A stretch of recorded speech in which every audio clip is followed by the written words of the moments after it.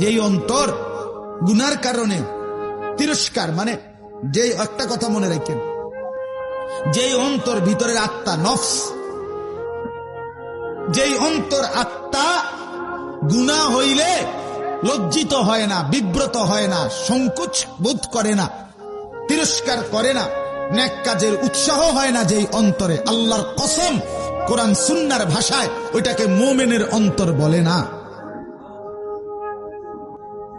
মুমিন বলে, মুমিনের শেষ স্তর, মুমিনের লাস্ট স্তর হইল একদূর হইলে কমপক্ষে মুমিন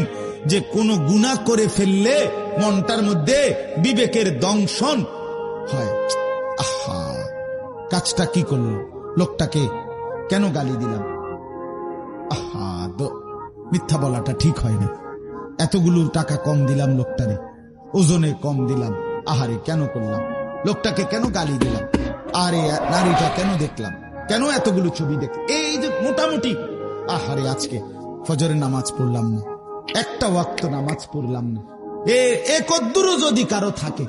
কথাটা বুঝছেননি, মানে বিবেকের একটা কি দংশন, বিবেকের একটা নড়াচড়া অনুভূতি এদ্দুর যদি থাকে, তো তাকে এটাকে নফসে মুমিনা বলে, নফসে লাওয়ামা এটারই আরেকটা নাম নফসে মুমিনা।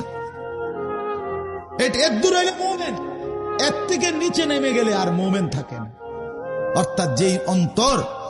যেই ভেতর আর নড়ে চড়ে না, বিড়ি খাইতেছে স্বাভাবিক, সুদ খাইতেছে আজ 30 বছর কোনো আওয়াজ নাই,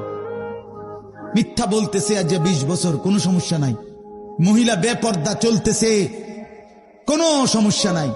ওই মানুষে আসে যায় চায় এবারে সবার সামনে গোসল করে, খালের পারে নদীর পারে, মানুষের জনসম্মুখে কোনো লজ্জা শরম কোনো অনুভূতি নাই, এগুলো প্লাস্টিক। হ্যাঁ, এতে কোনো মানুষ নেই, প্লাস্টিক।